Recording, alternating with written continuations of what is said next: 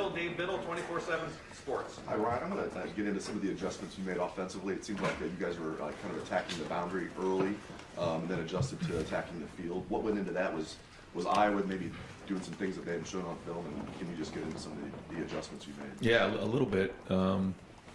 They went to a little bit more of the single high stuff, and just made a few adjustments, and then it took a little time to figure out. But also when we started playing, with the full field, we kind of got in a rhythm too. So I think a little bit played into both of those things. But they still did a lot of their fundamental stuff that they do, but a few different looks, and so we just tried to figure out where we could attack them and kind of made those adjustments. We'll go fourth row right, Tony Gertman, Buckeye Huddle. Ryan, given your offense, how often do you run into situations like that where everything you see from a defense in scouting is here, and then what you see from them against you is here, because with the Iowa stuff, and then you see Penn State give up 400 yards rushing a couple weeks ago. Is that even applicable to what you're going to see from this week? I think every week is a different season. I look at it like that. You start from scratch, and you look at where you are, you look where your opponent is, you look at the matchup personnel-wise, you look at the matchup schematically, and then as you get later in the week, you start to figure out how it fits, what that matchup looks like, and then you do all that work, and then all of a sudden you get to the game, and you may have to take a right-hand turn real fast because of a lot of reasons. It might be the conditions, it might be something that schematically shown up, maybe an injury, you don't know, but every week is different, and you try to do the best you can to identify where you think you can be the most successful week in and week out. And, you evaluate the film and try to figure out why somebody may have had success or not success, and you try to forecast the best you can. Can you spend time thinking, what if they do something differently than what we've seen, or do you just work on what you've seen? No, that's how I spend probably the 48 hours leading up to a game, is exactly what you just said, and have a lot of sheets of contingency plans in place for what if. And we'd say sometimes you're chasing ghosts, but I've been in games before where we didn't chase those ghosts and we didn't have answers, and that's not a good feeling. So it's our job as coaches to have answers and to put our players in best position to be successful. So that's our job. Right next door, Cameron Teague Robinson, The Athletic. Ryan, when you're not running the ball as well as you have been this season, how much harder does it make it being efficient in the red zone there? And do you feel like that was the main reason why you guys weren't as efficient as you have been in the red zone? I think it played a factor, yeah. We could have done a better job. A couple calls you'd like to have back, a couple plays we'd like to have back. We had the penalty down there that hurt us, and just a few things in general. So, when you have the balance and you're getting 4 and 5 on a run as opposed to 1, 2, or 3, it makes a big difference. Right next door, Spencer Holbrook, Letterman Road. Kind of along the same lines, Ryan. The offensive line, what did you see that you liked from them on Saturday? What you didn't like? It seemed like that was the first time that they kind of struggled to get a push and run the ball. Yep. Like you said, there was some good things there. There was some really good protection at times. There was a breakdown of protection. We did some good things running the football. I thought we did a really good job on one play. We had a slip that could have turned into an explosive. We had one that I thought the line did a good job of. We didn't do a good enough job of cracking the safety. So it was a little bit of everything, but there was good and there was bad, and the issues were there. But when you play against a better defense, those issues come to the surface more. So we'll keep pushing and keep trying to address those issues so that we get better every week. I'll go deep left, Brendan Gulick, Buckeyes Now on Sports Illustrated. Coach, I guess I want to ask you about the things that motivated you guys in the offseason. The idea that you're trying to be the tougher team, that you're trying to have that competitive excellence. I know you use that term with us a lot, but how much do you find that stuff is still part of your prep each week? Do you focus on any of that, or is the past so far behind you that you're just locked in where you are now? No, it's a part of every week. Yeah, we hit on it every week. We'll hit on it again today. We'll hit on it this week. We know that we have to bring it every week, and we knew when we see the schedule going into State College is going to be a huge challenge, always is. So, our guys understand what a challenge this is going to be, and so we got to have a great week of preparation. And this is part of that competitive excellence, and competitive stamina. Bringing it every single week and going on the road and winning a game like this is going to be huge. Right in front of him, Jacob Bench, The Lantern. Yeah, hey Ryan, there on Saturday against Iowa, your defense really led the way there. Just what did you kind of notice just game planning last week with Jim Knowles and talk conversations that way, just for the defense to step up and have the performance that you did? Yeah, they identified the areas where we felt like we had advantages, and were opportunistic early on. Got our hands on balls, created turnovers, and then just kept the pressure on all day. But when you can start off the game with an interception like that, I know it really throws off the offense and can rattle the confidence, just across the board. And it seemed like, we kind of were attacking all day on defense, and when you can create that many turnovers, certainly your chances of winning go way up. Second row left, Stephen Means, Cleveland.com. Chip was at running back against one Saturday. What went into that decision, and is that something that's going to be more permanent, or just like a week-by-week basis? Yeah, we lost TC, for the year, so he won't be available. It's a long-term issue, and he had been doing some good things for us, and so we felt like we needed to provide more depth at that position. And Chip really had come to us a couple weeks ago and just said, "Hey, listen, if you need me anything on offense, I'm here for you," which is just the way he is. He's an unbelievable person and great attitude. So, we just felt like the time was right, and so that means EA's got to do a good job of stepping up over there and be the fourth linebacker for us, and we get Taraja back, and so we felt like we had some depth over there at linebacker, and Chip could help us on offense, and certainly has experience of playing last year. So, it's good to get him out there and get him part of the unit, because I think we're going to need him. Front row right, Austin Ward, Rivals, 97.1 The Fan. Ryan, after the pitch count for Jackson, saw him just talking to Heartline, talking to you. Did he want to go back in on Saturday because of the way he came out? It looked like he was trying to get back out. Yeah, he's always been trying to get back out there. He's a competitor, and it's been hard for him not to be out there more. But we wanted to make sure that we kept that number right about 20, and make sure that we didn't put him out there anymore. I know you're not going to say too much about this, but it just looked like maybe they were evaluating him for something different than the hamstring. I don't know if that's true or not. That's just the way it looked to me. Is that sort of a yes or no there? Yeah, there was nothing else other than just the normal evaluations. Yeah. Over to the right, Don Sperry, WBNS 10 TV. Coach, noon kick at Happy Valley. Are you happy it's not a night game at whiteout? And just overall impression of Penn State, how good are these guys? Yep. Well, no matter when you go into Penn State, it's going to be a challenge. They do a great job with the atmosphere. And our guys, there's still a handful of guys that, that went in 2018, but not all of them. So, we went in 2020, it was different. It was COVID.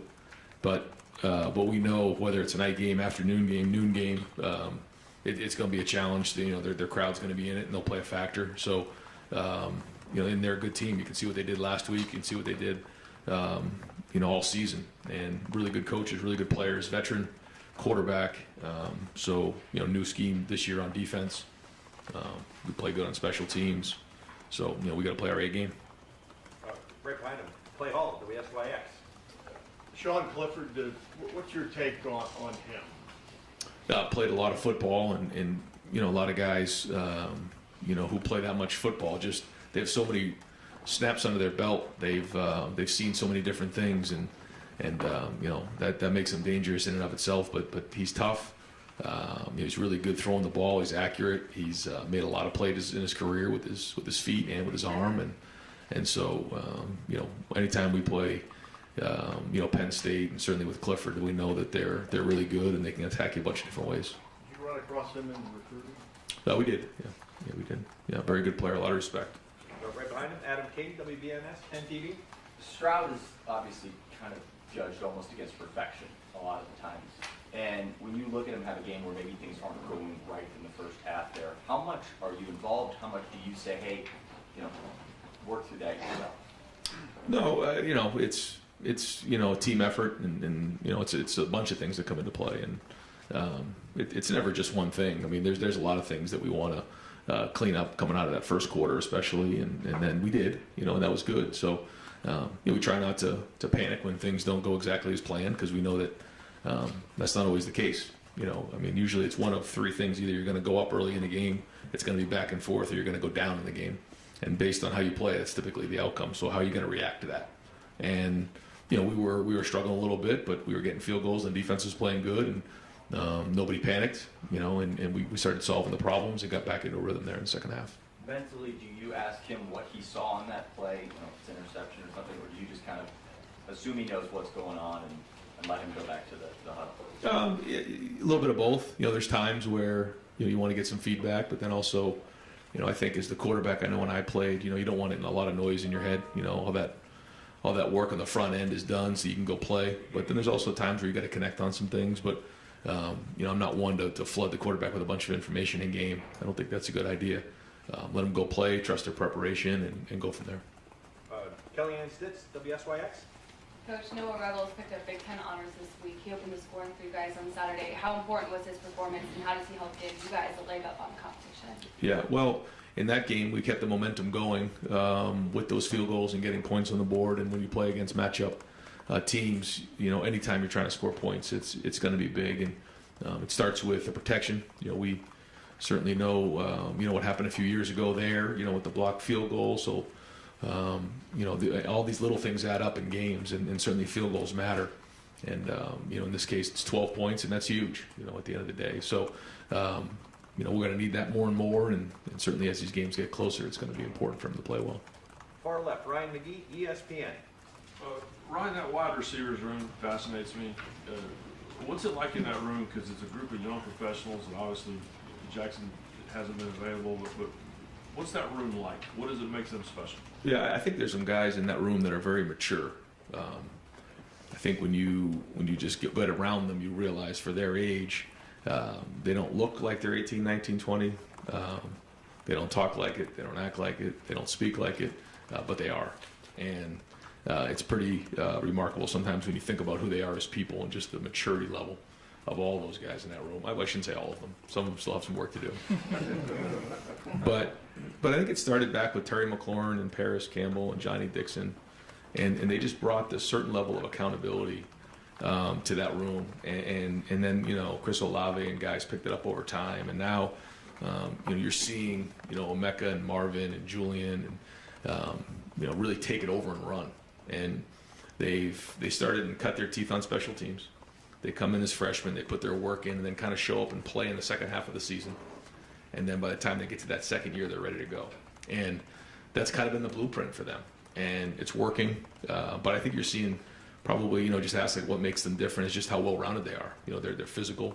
They're in the run game. They can carry the ball. They're involved with special teams. They can make play underneath, run after catch, downfield. Pretty well-rounded, and obviously great people. Fourth row middle, Pat Murphy, 24/7 Sports. Ryan, with the obvious caveat that we know how good CJ is, it seems looking back at some of his misses, interceptions, it's come when he's been off his spot, not able to set his feet, things like that. When you're a quarterback who maybe isn't a guy who's used to running like some of the guys you've had, how has he worked on that, and how do you continue to work on some of those things that maybe in practice you're not able to simulate? Sure. You try to do the best you can to simulate the game in practice. And that's really important to do. And sometimes we can do that really well, sometimes we can't. I think you've seen him make some plays like the one he scrambled around and made the play to Cade Stover. I thought that was an excellent extension of the play. He threw away the ball at times, which was really good. I agree. When you look at things and you have to move in the pocket, you have to keep your balance and you got to keep your feet underneath you. And I think he's done a good job of that this year. But yeah, it's our job to try to simulate that in practice. So what does that mean? Maybe in 7-on-7, kind of flashing in front and making him move his feet. Those are things that we typically do with the quarterbacks. Right next door, Andy Anders, Buckeye Sports Bulletin. Julian, the last couple games has made big plays down the field on looked like post routes specifically. How has he evolved as a downfield threat as his career has progressed? Yeah, well, I think he's always been good at that. I remember watching him in high school, and he was always good, big, strong, long strides. He could eat up a lot of ground. He can track a ball very well. I just think you're seeing now the best version of Julian for a lot of reasons. But, he kind of came in on a different journey maybe than what I just spoke about, where the freshman and then coming into the second year, he had a couple injuries that derailed him. And so he stuck with it and had an unbelievable offseason. And now you're starting to see the best version of him. And, he's strong, he's powerful, he's physical. and he's a presence out there, and you're starting to see the big playability downfield the last, I guess, 3 games. Third row right, Dylan Davis, Delaware Gazette. Just to be clear about Jackson, nothing about his exit on Saturday had anything to do with him not feeling good anyway. That was Right, just all right. pitch count. Mhm. So he's still on track to play on Saturday. That's the plan, yep. Will he be any kind of pitch count on Saturday? Should he play? We'll see as the week goes on. We'll know more. When you come out of games like that, you got to keep evaluating and see how things go. But we'll keep figuring more stuff out, and by the end of the week, we'll have a better idea. Second row right, Bill Landis, Rivals. Ryan, when you guys have a base run play like you guys have with stretch that is sort of the foundation of your run game, how much conversation is there throughout the week about making sure you're sprinkling in enough to protect that so teams don't tee off on it? And does that conversation or calculus change at all when you're playing a really good defense that you guys were last week? Yeah, no, good question, because there was a couple of them last week that we got negative plays on, and it isn't so much mixing it up, although you have to mix it up. You want to have things that go up the middle, go to the outside, go to the strong side, go to the weak side, those type of things. But more than that, it's usually just identifying who you're working to. But like you said, we want to make sure we have a good mixture. I think we've had a good mixture. But at the end of the day, if you're good running the football, your best run play should be good just about anything.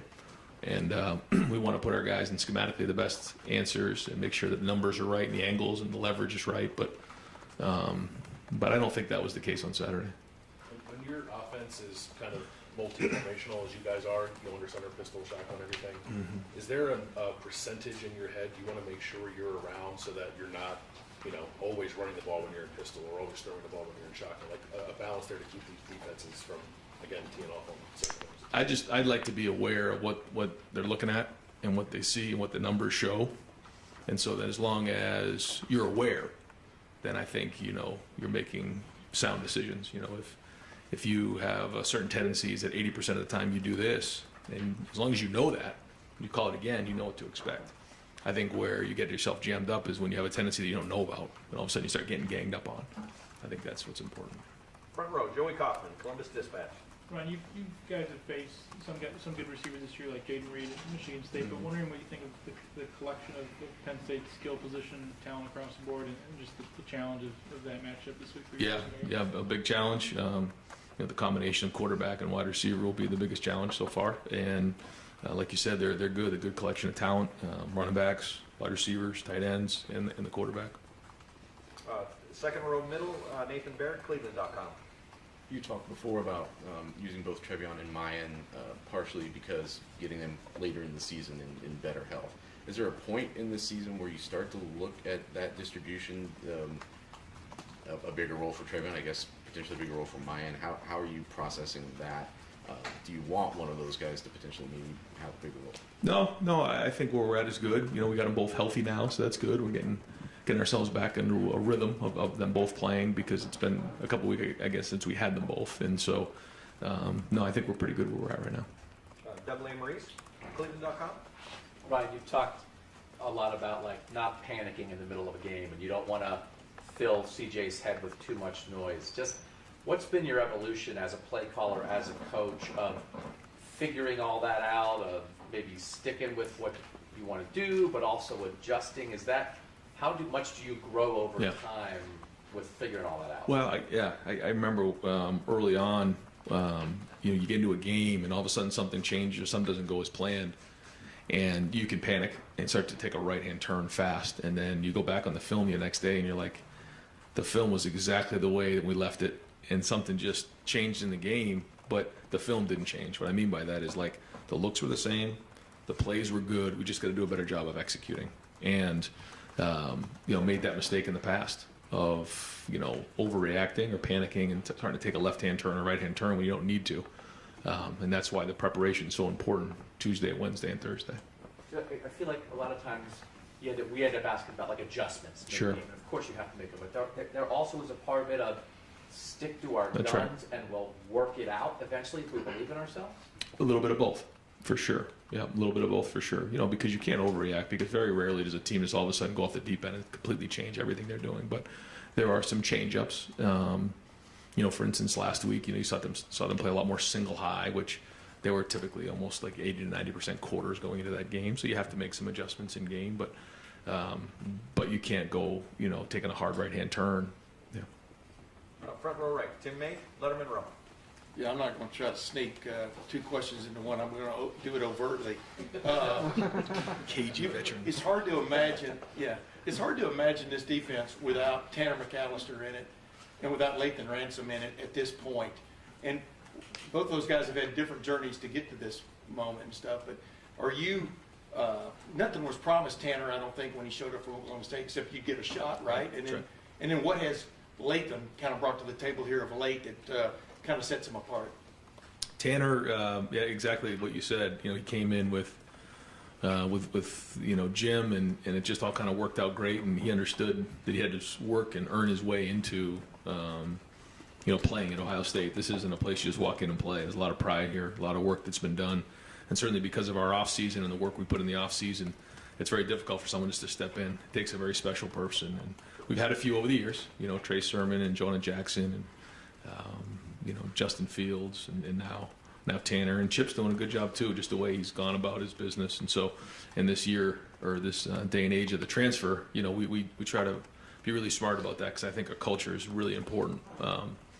But great to have him, and certainly he understands, like we've talked about the defense so well, he's kind of like a coach on the field, and that's been big. And now that you have Lathan back, it's been big. I think what we're doing with Lathan on defense really fits his skill set, and he's taken off. I think you're starting to see the best version of him. I think he's got a great relationship with Perry. I think coming off that injury last year, you see how tough he is, because that was a quick return after a very difficult injury, and it's great to see him making plays. And I think again, this style of defense really fits him.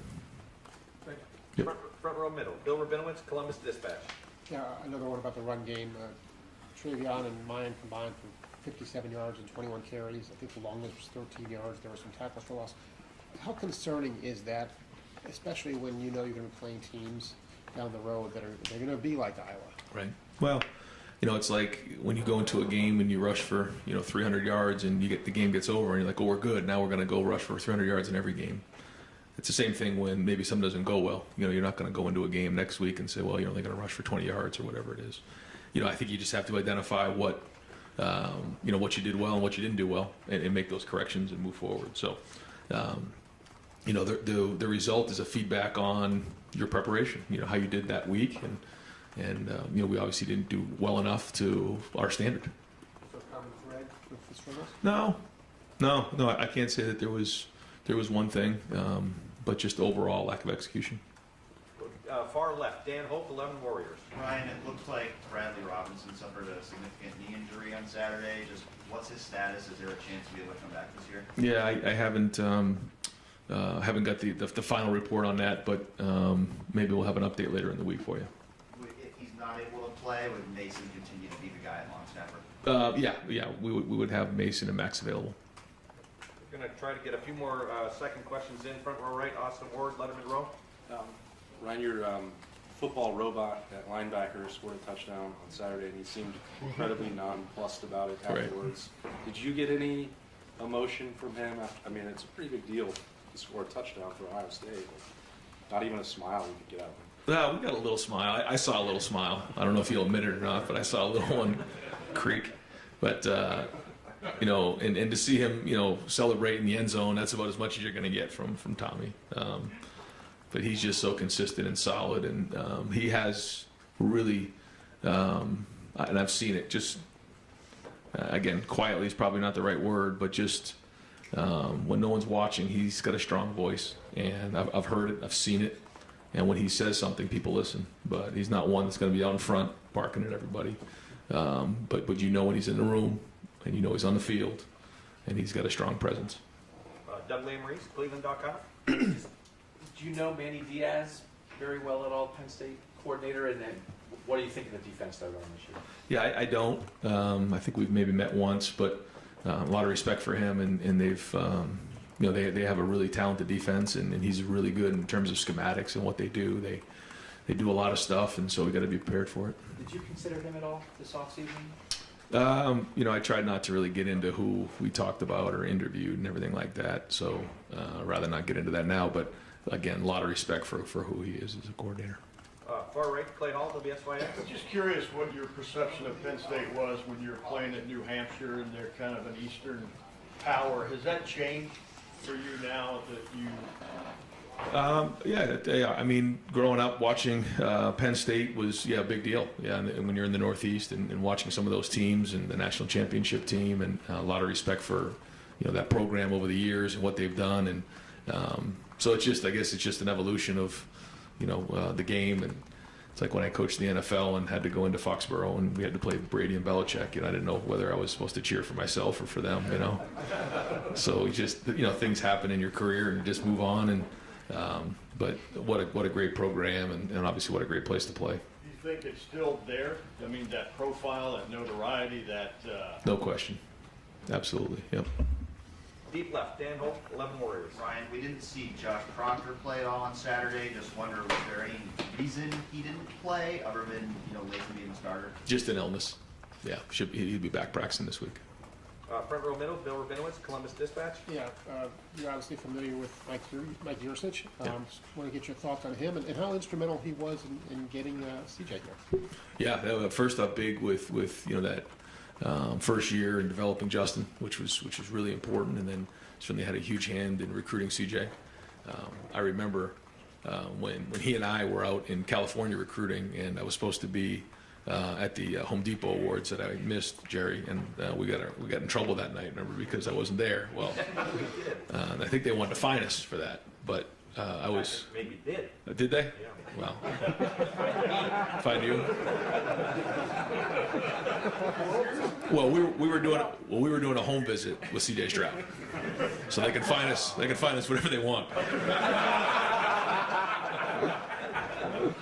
But that was on a Thursday after the Big Ten championship game, and he was a big hand in that, and certainly had a great relationship with he and Kim and the whole family. So, but a very good mind, very sharp, always creative, and a really good play caller. I didn't know that's who you were visiting. Yeah, that was it. Yeah. Second row middle, Nathan Barrett, Cleveland.com. What went into that number, the 20 number on Jackson's pitch count, and I guess I know you're going to say week-to-week evaluation, Yeah. but is there a ramping up that you anticipate to happen that gets him to a bigger role, and any concept of how long that might take? So this is, something that, we have such great people in sports medicine and our doctors, and so, there's really been a very specific plan on how to get him back to playing, number of total yards per day, number of high-speed yards per day, and then after each practice, evaluating the strength of range of motion and strength. And so, we're just kind of following that lead. It's way over my head. I'm trying to figure out what to call on third down and all the strength and numbers and things like this. So we're just relying on the doctors to give us the information, and we just go from there. Who is kind of the main point person for that? There's everybody involved. Yeah, it's all hands on deck. Far left, Steve Hellwagon, 24/7 Sports. Yeah, Coach.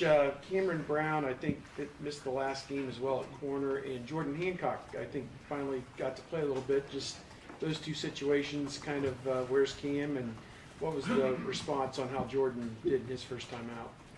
Yeah, Cam, not a long-term thing at all, so expecting to have him back soon. But great to see Jordan back out there. It's been a long road for him.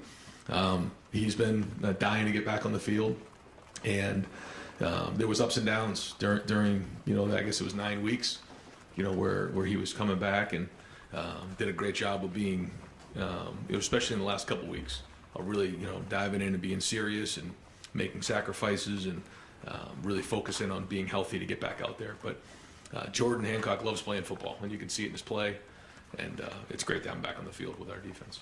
Fourth row right, Cameron T. Robinson, The Athletic.